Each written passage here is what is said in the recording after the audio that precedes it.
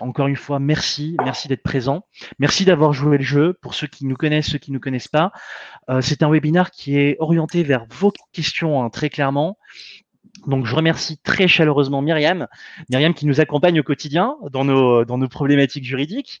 Donc, ça fait un petit moment maintenant qu'elle nous accompagne avec BBLM Avocat. Donc, je te remercie vraiment pour ta disponibilité au quotidien et aussi, eh bien, spécifiquement pour ce webinaire-là. Eh bien, Myriam, je te donne la parole et je te laisse du coup bien te présenter BBLM Avocat. Bonjour à tous, donc je suis associée du cabinet BBLM Avocat, qui est un cabinet indépendant en droit des affaires, qui existe depuis plus de 35 ans. Nous avons des bureaux à Paris, Marseille et Aix-en-Provence. On couvre toutes les matières du droit dédiées à l'entreprise, qui va être le droit des sociétés, le droit social, le droit fiscal, le droit des contrats et la matière, le département que j'anime, qui est la propriété intellectuelle et tout ce qui est e-commerce, nouvelles technologies. Effectivement, dans le cadre de ce département, on accompagne les entreprises sur la gestion de leurs actifs immatériels, donc tout ce qui est droit des marques, droit des brevets, etc., mais aussi dans leur développement, leur stratégie digitale.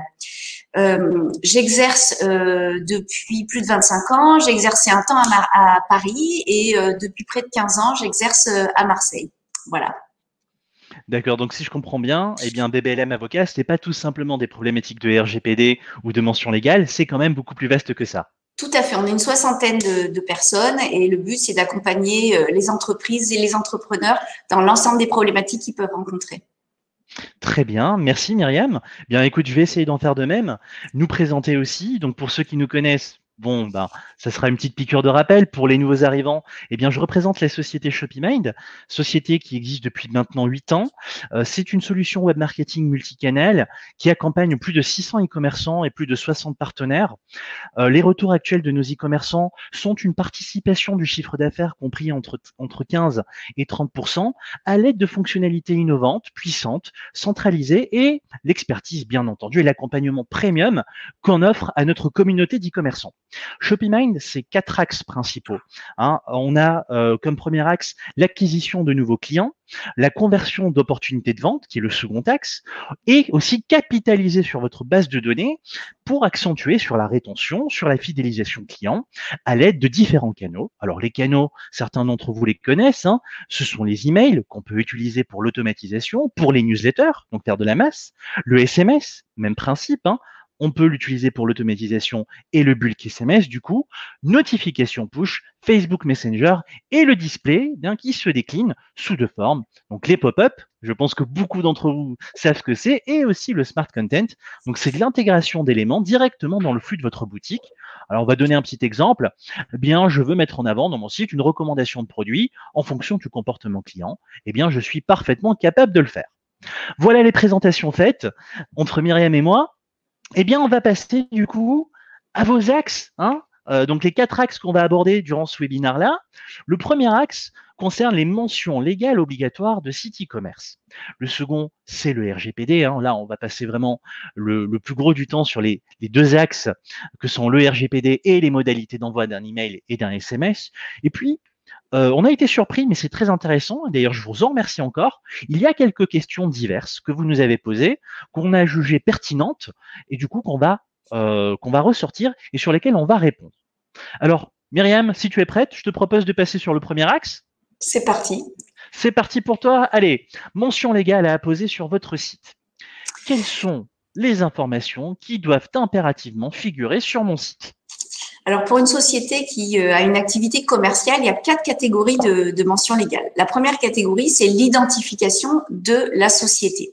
Dans l'identification de la société, il va falloir indiquer la dénomination sociale, l'adresse du siège social, le numéro de téléphone et l'adresse courrier électronique, la forme juridique de la société, SAS, SARL, le montant du capital social, le nom du directeur de la publication, donc la personne qui anime le site, en tout cas qui est en charge du site, et le nom et la raison sociale et l'adresse, le numéro de téléphone de l'hébergeur du site. Donc ça, c'est la première catégorie, l'identification de la société. La deuxième catégorie, c'est l'activité de la société. Donc, on va donner le numéro d'inscription au registre du commerce et des sociétés, le numéro individuel d'identification fiscale et également, très important, les conditions générales de vente qui devront inclure plusieurs mentions obligatoires, mais telles que les prix en TTC, les frais et dates de livraison, en tout cas les modalités de paiement, les modalités de livraison, le service après-vente et le droit de rétractation si c'est du B2C. Et la durée des offres, enfin, toutes les informations qui concernent l'offre de vente, donc les conditions générales de vente. Donc ça, c'est ce qui concerne l'activité, c'est la deuxième catégorie. La troisième catégorie, ce sont les mentions relatives à l'utilisation des cookies.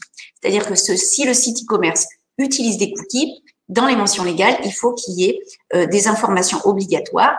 Il va falloir informer les internautes qu'il y a des cookies. Il va surtout falloir indiquer quelles sont les finalités des cookies, c'est-à-dire indiquer pourquoi il y a des cookies, qu'est-ce qu'on va faire des informations qui vont être collectées via les cookies.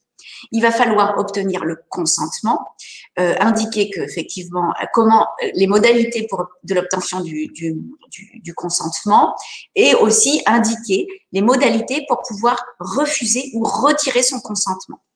Donc la troisième catégorie de mention légale, ça concerne les cookies. Et la quatrième catégorie concerne les mentions relatives à l'utilisation des données personnelles. C'est-à-dire que dans le cadre de l'exploitation du site e-commerce, vous allez certainement collecter des données personnelles et vous allez faire un traitement des données personnelles. Et vous devez informer le consommateur dans les mentions légales de la finalité de cette collecte de données. Par exemple, ça va être peut-être pour faire de l'envoi d'une newsletter, ça va être peut-être pour transmettre à des partenaires, ça va être, voilà, vous devez indiquer la finalité de la collecte des données, vous devez indiquer les destinataires de ces données, est-ce que vous allez les transmettre à des tiers, vous allez devoir indiquer, si je ne renseigne pas certaines informations personnelles, quelle est la conséquence. Par exemple, si je ne veux pas mettre mon 06, est-ce que ça a une conséquence dans la navigation ou dans l'acte d'achat? Vous allez devoir, très important, faire mention du droit d'opposition, d'interrogation, d'accès à la rectification des données, parce que je ne sais pas si pour vous c'est clair, mais on peut collecter des données avec le consentement, mais à tout moment, le consommateur, la personne physique, peut demander à avoir accès les données personnelles que vous avez collectées le concernant, peut demander soit la rectification ou le retrait. Et ça, dans les mentions légales, vous devez bien indiquer où la personne peut se renseigner sur ces informations. La plupart du temps, c'est une adresse mail qui est indiquée dans les mentions légales. On doit également indiquer si on va transférer les données hors de l'Union européenne. On doit également indiquer qu'on peut introduire une plainte auprès de la CNIL. Et dernière chose, donner les coordonnées du DPO, qui est en fait la personne, c'est le délégué à la protection des données, mais c'est pas une mention qui est obligatoire. Elle est obligatoire dans certains cas de figure. C'est-à-dire que il est obligatoire d'avoir un délégué à la protection des données dans 3 cas. Le premier cas, c'est quand on est un organisme public, une autorité publique. Le deuxième cas, c'est lorsqu'on traite des données à grande échelle, c'est-à-dire qu'il va y avoir un volume considérable de données à caractère personnel qui sont collectées dans l'exercice de l'activité e-commerce. Par exemple, c'est le traitement de données de clients d'une compagnie d'assurance ou d'une société qui fait un fournisseur d'accès à Internet. Là, c'est un volume considérable de données. Donc là, dans ces cas-là, l'entreprise est obligée d'avoir une personne responsable du traitement, un délégué à la protection des données. Et le troisième cas de figure, on est obligé d'avoir un DPO, c'est comme ça qu'on l'appelle, c'est quand on traite des données sensibles telles que des données de santé. Donc, dans ces 3 cas de figure, on doit avoir un DPO et cette personne, elle va accompagner la personne morale dans la mise en conformité au fur et à mesure du traitement des données personnelles collectées au fur et à mesure de l'activité. Voilà en synthèse les quatre catégories sont l'identification de la personne, de l'activité, les mentions relatives aux cookies et la mention relative au traitement des données personnelles. Voilà. C'est assez exhaustif. Et effectivement, j'ai vu qu'il y avait une question en ce sens, mais j'ai des notes, j'ai un support et vous pourrez l'obtenir en faisant un mail auprès de ShopeeMind. Ce serait avec plaisir. Bien justement, si je comprends bien, c'est quand même assez important. Cette première question, finalement, les mentions légales, c'est très très important. Et le DPO, hein, si j'ai bien compris. Donc oui, on mentionne qui est cette personne, mais on mentionne aussi ses coordonnées pour pouvoir le contacter. Hein. Tout à fait. D'accord. Eh bien justement, la prochaine question, donc la deuxième question, pour ceux qui viennent d'arriver. Mon secteur d'activité s'adresse à un public B2C, mais également à un public B2B. Est-ce que je suis obligé de proposer des mentions légales différentes, hein, surtout que c'était assez fastidieux, est-ce que je suis obligé de faire ça? Alors, les mentions légales sont identiques, quel que soit le public touché. En revanche, c'est dans les conditions générales de vente qu'il va y avoir des modifications, puisque quand on est dans le B2B, c'est le code de commerce. Quand on est dans le B2C, c'est le code de la consommation. Par exemple, une des mentions qui va distinguer les conditions générales de vente, quand on s'adresse en B2C, il y a le droit de rétractation de 14 jours, alors que dans le B2B, il n'y a pas le droit de rétractation obligatoire. Donc, c'est surtout sur le contrat qui va lier au client. Si c'est du B2C ou du B2B, ce ne sont pas les mêmes règles, mais les mentions légales sont les mêmes. D'accord, donc je fais bien attention à mes conditions générales de vente dans ces cas-là, mais mes mentions légales, je peux garder les mêmes, hein, si j'ai bien compris. Hein. Très bien. Tu en as parlé tout à l'heure, Myriam. Du coup, tu as parlé un petit peu des cookies. Et justement, on a une question qui va dans ce sens. Quelles sont les recommandations pour l'insertion de cookies sur mon site e-commerce? Alors, tout d'abord, la question numéro 1 à se poser, c'est est-ce que ce sont des cookies qui nécessitent d'être en conformité avec le RGPD, puisqu'effectivement, ne sont nécessaires, cela nécessaire que pour ce qui est la plupart des cookies, c'est pour la fourniture. C'est quand on met des cookies qui ne sont pas nécessaires, strictement nécessaires, à la fourniture d'un service de communication en ligne à la demande expresse de l'utilisateur. Je vais faire simple, je vais donner des exemples. Globalement, on n'a pas besoin d'une mise en conformité RGPD, c'est-à-dire on peut le faire sans le consentement. Par exemple, si c'est un traceur qui est destiné à garder en mémoire le contenu d'un panier d'achat sur un site marchand, parce que c'est dans le cadre de l'exécution de la prestation et on n'a pas besoin d'avoir l'autorisation. Un autre cookie dont on n'a pas besoin d'avoir l'autorisation et donc la conformité au RGPD, c'est les traceurs pour les accès anti-robots. Dans la plupart des autres cas, il faut effectivement respecter les règles RGPD suivantes, c'est-à-dire indiquer à l'internaute la finalité du cookie. Il doit être informé de à quoi va servir la collecte de ces données. Ensuite, il va falloir obtenir le consentement. Son consentement, ça doit être un acte positif. Ça peut pas être simplement l'acceptation générale, l'acceptation des conditions générales d'utilisation du site. Ça doit être explicite, dédié à cette information. Est-ce que j'accepte? Oui, non. Donc, ça doit être un acte positif. Il faut que ça soit préalable au dépôt du cookie et il faut obtenir le consentement à chaque nouvelle finalité. Si finalement, je me dis, ah ben tiens, mes clients, j'aimerais bien que les cookies servent aussi à ça. Si c'est quelque chose que je n'avais pas anticipé dans les conditions, dans mon acte de demande de consentement, je dois demander à nouveau un consentement. Et il est généralement dans les recommandations de la CNIL, il est recommandé d'obtenir tous les 13 mois le consentement. D'accord. Et la dernière chose, il est important d'obtenir, d'indiquer à l'internaute le moyen de refuser. J'aimerais aussi revenir, il y a eu un peu d'actualité sur les cookies, puisque la CNIL recommandait chaudement de ne pas faire de cookie wall, c'est-à-dire qu'il y a des sites internet qui disent si jamais vous n'acceptez pas les cookies, vous ne pouvez pas rentrer sur notre site internet. Le Conseil d'État a dit que la CNIL ne pouvait pas faire cette recommandation qui était très tranchée, qui est induite du RGPD, mais le RGPD ne le dit pas comme ça, donc le Conseil d'État a dit ça n'est pas possible. Donc aujourd'hui, En septembre 2020, les lignes directrices sur ce sujet, sur les cookies, ont un peu évolué auprès de la CNIL.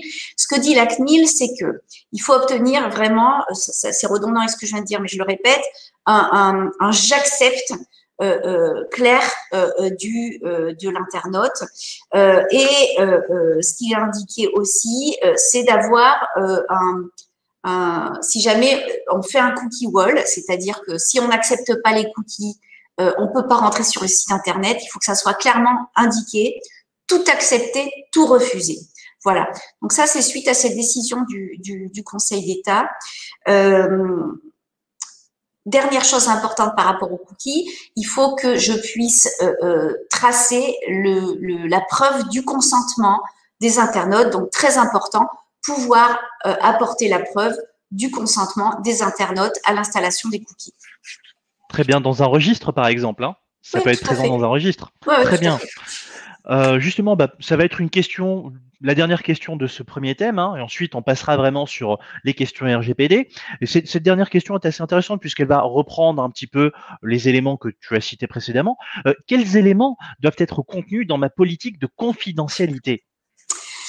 Alors, effectivement, en sus des mentions légales, il doit y avoir une politique de confidentialité. La politique de confidentialité, elle doit être sur une page indépendante. On va voir qu'il y a des informations qui sont identiques à celles des mentions légales, mais ça doit être sur une page indépendante parce que c'est une page qui est dédiée à la politique de collecte et de gestion des données personnelles. Donc, cette page indépendante, elle doit être facilement accessible. Le RGPD nous dit qu'elle doit être concise, transparente, dans un langage simple et clair, intelligible, facile d'accès et gratuite. Les informations qui doivent y figurer de façon obligatoire sont les coordonnées et le nom de l'éditeur du site, les informations qui seront collectées, donc par exemple, on indique que je vais collecter l'adresse IP, l'adresse email, etc., les méthodes pour collecter les informations, par exemple les cookies, les finalités, la finalité de la collecte, c'est-à-dire on dit je vais collecter le nom de domaine pour pouvoir envoyer une newsletter, donc je vais devoir indiquer la finalité de la collecte, la méthode de protection des informations collectées, c'est-à-dire comment moi en interne je protège les données que je vais collecter, les modalités de retrait, c'est-à-dire que si finalement je change d'avis, je ne suis plus consentante à recevoir la newsletter, comment je vais pouvoir retirer mon consentement. Et ensuite, l'indication des services tiers qui pourront utiliser les données collectées. Voilà globalement et précisément les informations qui doivent être indiquées dans la politique de confidentialité. Alors c'est très intéressant que tu dis ça, hein. J'ai pu constater avec un peu d'expérience que beaucoup d'e-commerçants mélangent en fait les mentions légales, les CGV et aussi la politique de confidentialité. Si j'ai bien compris, la politique de confidentialité doit être vraiment une page indépendante, hein. C'est bien ça, une page autre en tout cas. Tout à fait. D'accord. Et d'ailleurs, les mentions légales, pardon, mais les mentions légales peuvent, il y a pas mal dans les mentions légales relatives aux données personnelles, on peut dire que on peut faire référence à la politique de confidentialité. Si on veut pas être redondant sur certaines informations, on peut renvoyer à la politique de confidentialité. Très bien, très très clair. Eh bien, Myriam, je te propose de passer au second thème, du coup, qui est le RGPD. Et justement, le RGPD, c'est quoi exactement? Qu'est-ce que c'est? Alors, le RGPD, c'est un règlement général de la protection des données qu'on appelle RGPD, qui est un règlement européen qui est entré en vigueur le 25 mai 2018 et qui est valable dans l'ensemble de l'Union européenne. C'est un texte qui a force de loi en France et dans l'Union européenne.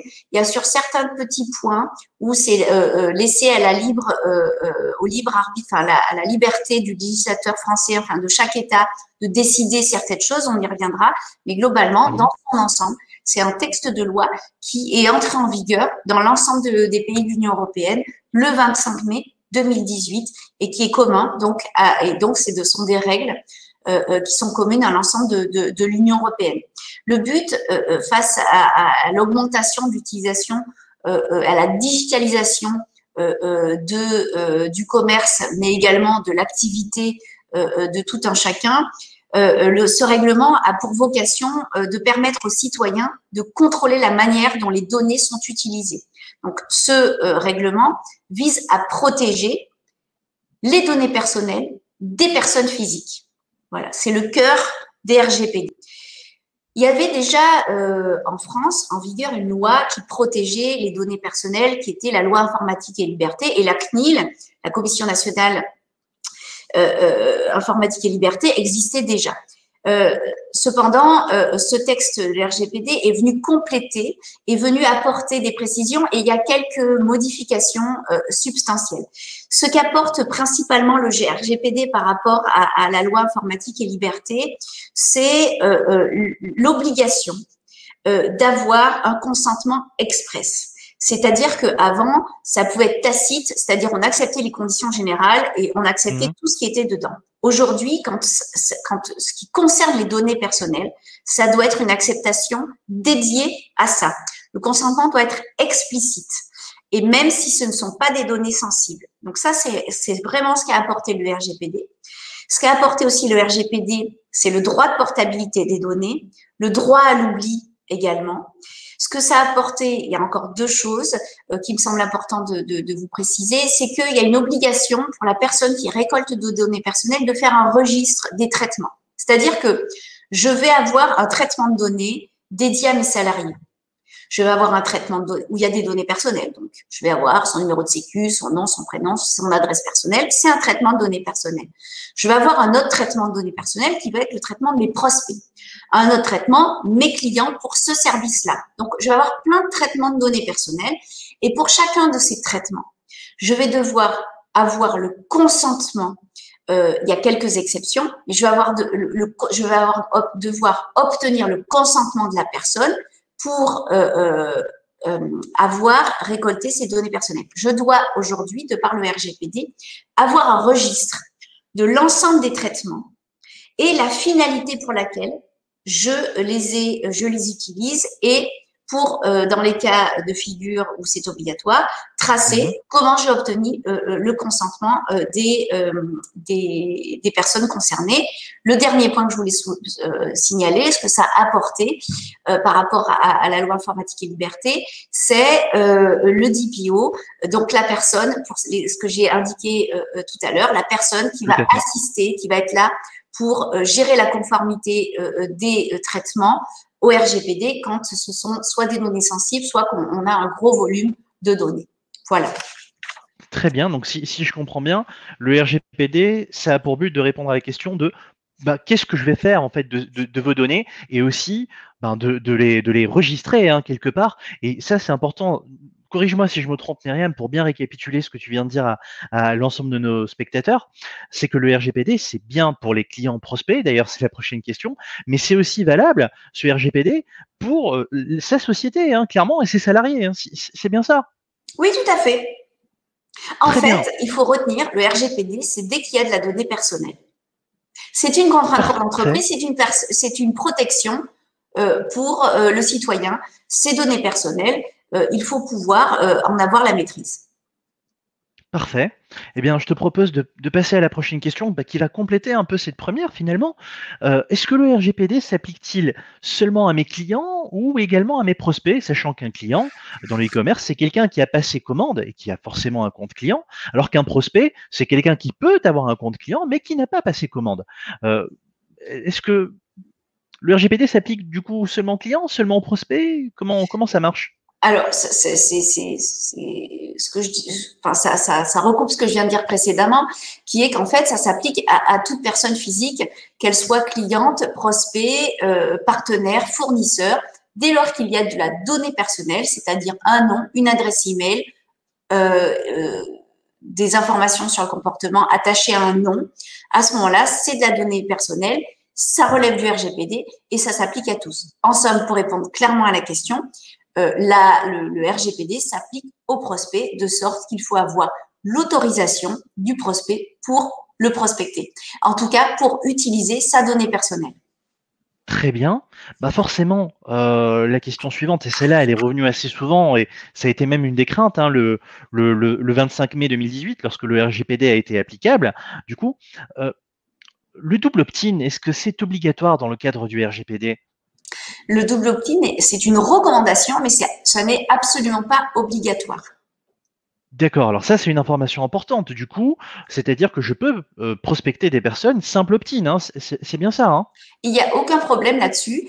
Ce qui est vrai, c'est que le double opt-in permet d'avoir la manifestation encore plus expresse du consentement et favorise la preuve, en fait. C'est beaucoup plus facile d'apporter la preuve du consentement quand on a fait un double opt-in. Mais en aucun cas, le RGPD oblige à un double opt-in. Il est simplement indiqué qu'il faut avoir le consentement express, donc simple opt-in, et de pouvoir en apporter la preuve. Et d'avoir informé dans le consentement express des finalités du traitement pour lequel on a demandé l'autorisation. D'accord. Et du coup, bah, c'est une transition parfaite pour la prochaine question. Alors, mais c'est quoi la différence entre simple et double opt-in?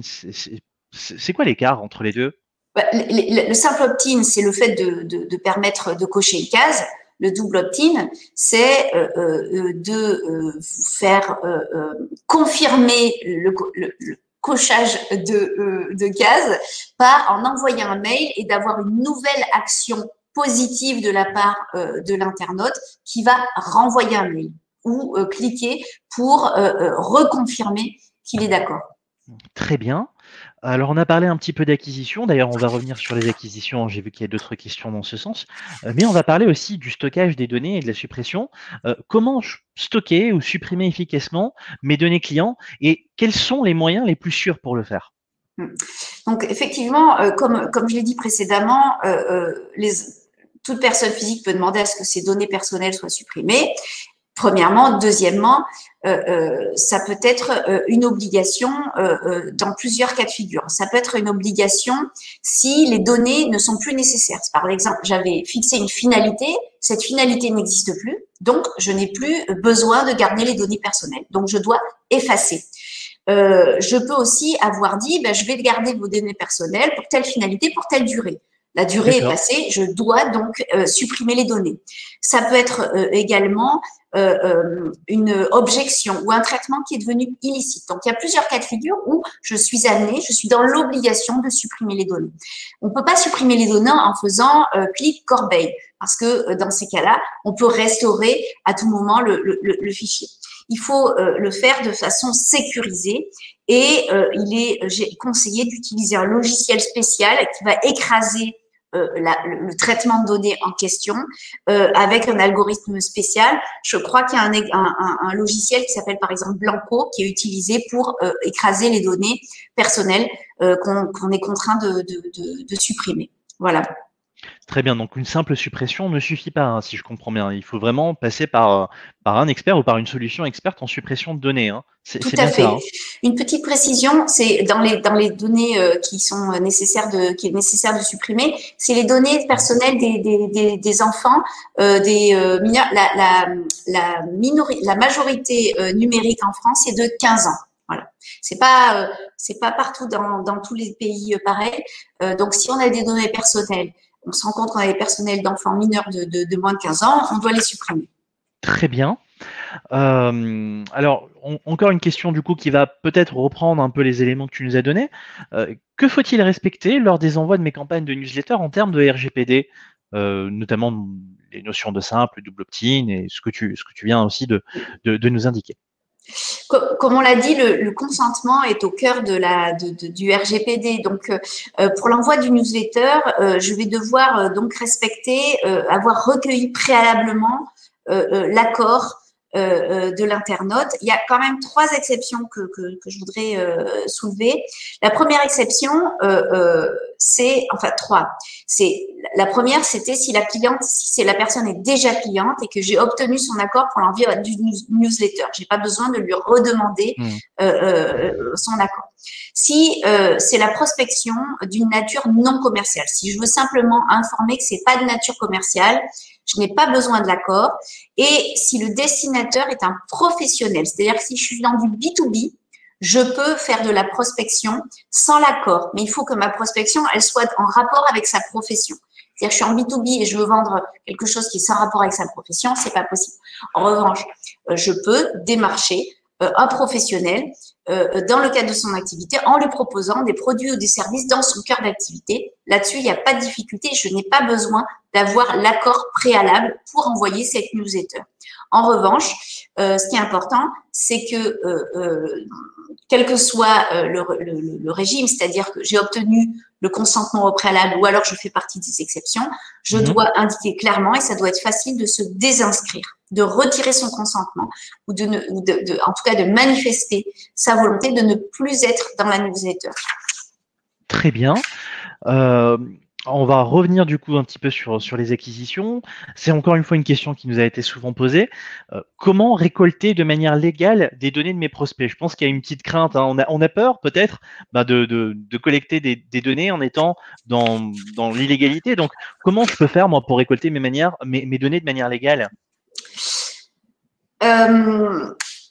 En fait, il n'y a pas de solution miracle parce qu'en fait, un prospect, si je veux lui envoyer des informations, si je veux collecter, je ne peux le faire qu'avec l'autorisation. En tout cas, je peux contacter une personne. En revanche, moi, collecter ces données, si jamais ça part de mon traitement, je dois avoir l'autorisation de la personne à ce qu'elle soit inscrite dans mon traitement de données ou dans mon traitement de données prospect. Voilà. À titre, en fait, l'enjeu, par exemple, la CNIL a récemment condamné Nestor à une amende d'un montant de 20 000 € pour avoir adressé des courriels de prospection sans avoir recueilli préalablement le consentement des prospects et ne pas avoir respecté plusieurs obligations de RGPD. Donc voilà, c'est quand même un gros site. Elle avait voté sur plusieurs points du RGPD, mais notamment, c'est parce qu'ils ont envoyé des mails de prospection à des personnes qui n'avaient pas donné leur accord pour être dans leur traitement de données prospect. Et la deuxième partie, comme quoi, eh bien, on avance et on va commencer un peu plus à parler d'envoi, hein, clairement d'email, de SMS, de notification push aussi, puisque ça nous a été posé.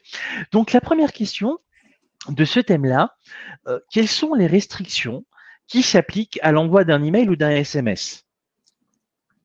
Alors, en fait, il n'y a pas de grandes restrictions. Les restrictions principales par rapport à ce que j'ai dit précédemment sur le consentement, sur les exceptions, c'est-à-dire si c'est en B2B, la restriction principale, c'est surtout qu'on ne peut pas envoyer de SMS ou d'email entre 20h et 8h et on ne peut les envoyer que du lundi au samedi et on ne peut pas les envoyer le dimanche et les jours fériés. Donc ça, c'est la restriction principale, sauf si on ajoute effectivement ce qu'on a dit précédemment, le consentement pour recevoir.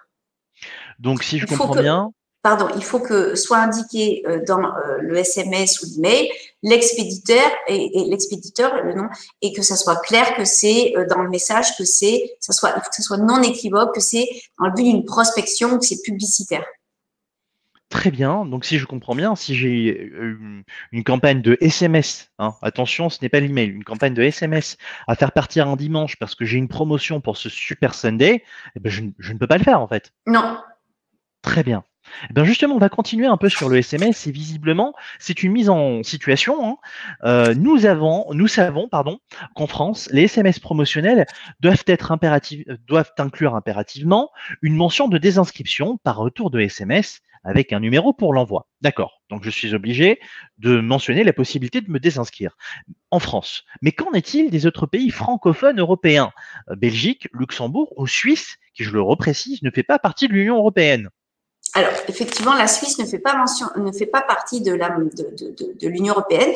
La Belgique et le Luxembourg en font partie. Donc, pour ces deux pays, le RGPD s'impose également. Je ne sais pas ce qu'il en est pour la Suisse.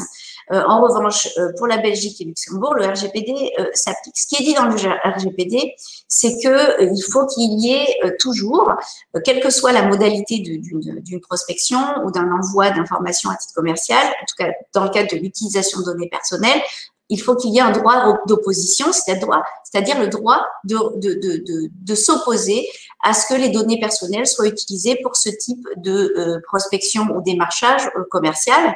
Donc, effectivement, mais c'est au libre arbitre de chaque pays d'identifier la façon la façon dont celui qui va recevoir le SMS va pouvoir s'y opposer. En France, c'est stop, mais chaque pays a ses modalités. Voilà. Mais ce qui est certain, c'est que dans chacun des pays, en tout cas Luxembourg, Belgique et dans l'ensemble des pays de l'Union européenne, il y a une obligation de permettre à la personne qui reçoit le SMS de s'y opposer pour les prochains et de retirer son accord. Parfait. Donc, si je comprends bien, moi, en tant que citoyen de l'Union européenne ou en tant que chef d'entreprise de l'Union européenne, je suis assujetti donc au RGPD, même si dans mon pays, on peut dire que je suis belge, par exemple, eh bien, j'ai des lois qui sont peut-être légèrement différentes. Hein. C'est le RGPD qui prime, hein, si je comprends bien. Hein. C'est le RGPD qui prime, tout à fait. D'accord. Alors, une question peut-être de praticité. Existe-t-il un nombre maximum de messages envoyés à mes clients, nombre maximum sous peine d'éventuelles poursuites? Il n'y a pas de nombre maximum. Le plus important, c'est de respecter, au risque de me répéter, le consentement et la possibilité de se retirer. Dans la mesure où on a la possibilité de se retirer, il n'y a pas de nombre maximum, puisqu'à tout moment, quand ça me gonfle, je me retire et on peut passer à autre chose. Donc, comme il y a ce droit de retrait qui doit être facile, aussi facile que le droit d'accès d'ailleurs, la possibilité de se retirer doit être aussi facile que les modalités d'acceptation. Donc, eu égard à ces conditions, il n'y a pas de circonstances dans laquelle ça serait considéré comme abusif. Donc légalement, je peux, à partir du moment où il y a un consentement, communiquer autant que je veux, mais bien évidemment, je fais une petite passation, une petite passerelle là avec l'esprit marketing et la pression marketing notamment. C'est tout simplement de bonnes pratiques qu'il faut appliquer. Ce que nous conseillons, nous, à nos e-commerçants, c'est une newsletter par semaine ou bien 2 mensuelles. Sauf en période de forte activité, on peut penser au Black Friday, bien évidemment, on peut penser aux soldes, à Noël, Saint-Valentin ou autre, où là, on peut accentuer sur des périodes un peu plus courtes avec 2 messages par semaine.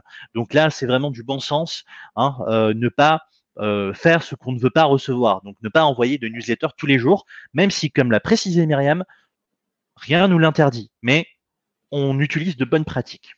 Enfin, la dernière question, du coup, sauf si tu veux rajouter quelque chose, Myriam. Non, c'est bon. La dernière question sur ce thème-là, comment collecter les consentements de mes visiteurs pour les relancer par notification push?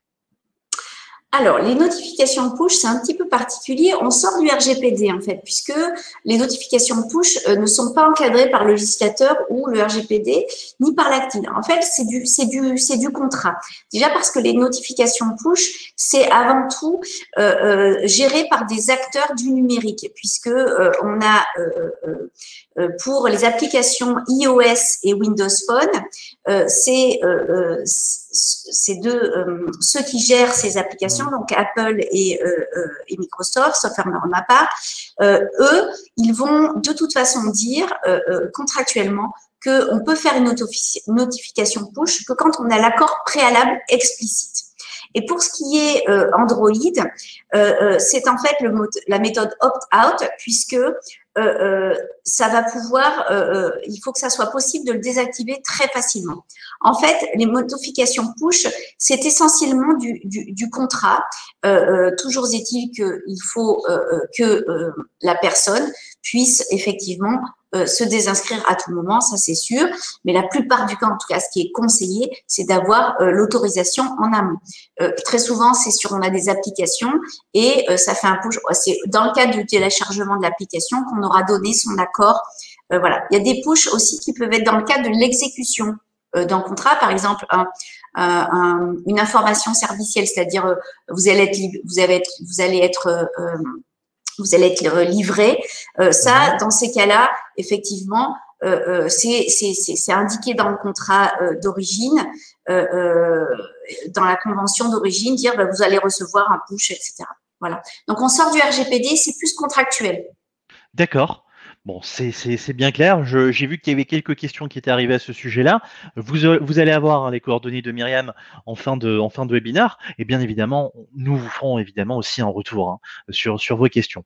Alors, on passe à la dernière partie. Finalement, c'est passé vraiment très vite ce webinaire-là, avec des questions hors RGPD qui sont un peu plus génériques, mais qui, je pense, peuvent vraiment vous intéresser, puisque c'est vous qui nous les avez posées. Pour le coup, quels sont les différences juridiques entre la vente de produits soldés et les produits en promotion? Alors, il y a 4 différences en fait. D'une part, la première différence, c'est sur le calendrier. Le calendrier, puisque les soldes sont organisés selon 2 périodes légales de 4 semaines chacune, sur une en été, une en hiver. Et sous réserve d'être, alors que pour les promotions, sous réserve d'être de courte durée et d'être occasionnelles, les promotions peuvent intervenir à tout moment dans l'année. Le deuxième élément, c'est la clientèle. Les soldes s'appliquent à l'ensemble de la clientèle, alors que les promotions s'appliquent généralement à des catégories de clientèle, les étudiants, les femmes. Enfin voilà, en général, on vise une clientèle, ceux qui ont une carte de fidélité, voilà. Ensuite, c'est sur la gestion des stocks, puisque dans le cas de soldes, on n'a pas le droit de se réapprovisionner. Alors que dans le cadre de promotion, on peut se réapprovisionner pour répondre à l'offre, à la promesse faite aux consommateurs dans le cadre de cette promotion. Et le quatrième critère, c'est sur la vente à perte, puisque dans le cadre des soldes, on peut faire de la vente à perte, alors que dans le cadre de promotion, il n'est pas autorisé, il est interdit de faire de la vente à perte. D'accord. Donc si je comprends bien, les promotions, alors j'ai vu des sites internet, hein, qui proposent des promotions tout au long de l'année, des mêmes promotions tout au long de l'année. En fait, non, les promotions, ça doit vraiment être sur certains types de produits ou catégories de produits et sur une période bien donnée également, hein. Tout à Peut-être fait. que je me trompe. C'est bien ça, d'accord. Oui, il faut que ça soit d'illimité dans le temps. Alors après, on peut Très bien. avoir une promotion qui est continue et puis de faire une fois pour les étudiants, une fois pour les. Enfin, voilà. En tout cas, on peut pas avoir la même promotion avec périmètre constant toute l'année. Mhm. Très C'est plus une bien. promotion dans ces cas-là. Effectivement. Alors, on passe à la dernière question qui nous a été quand même souvent posée. C'est une question d'actualité. Voilà. Moi, e-commerçant, puis-je bénéficier de l'aide exceptionnelle de la numérisation des entreprises? Si oui, eh bien, quelles sont les modalités? Alors effectivement, dès lors que certains commerces ont été fermés dans le cadre de la crise sanitaire, il y a une aide qui a été consentie, une aide de 500 € pour aider à la numérisation des entreprises qui ont été fermées. Cette aide, c'est un texte qui date du 28 janvier 2021 et on peut demander auprès de l'Agence des services de paiement de l'État un chèque qui s'appelle chèque France Num.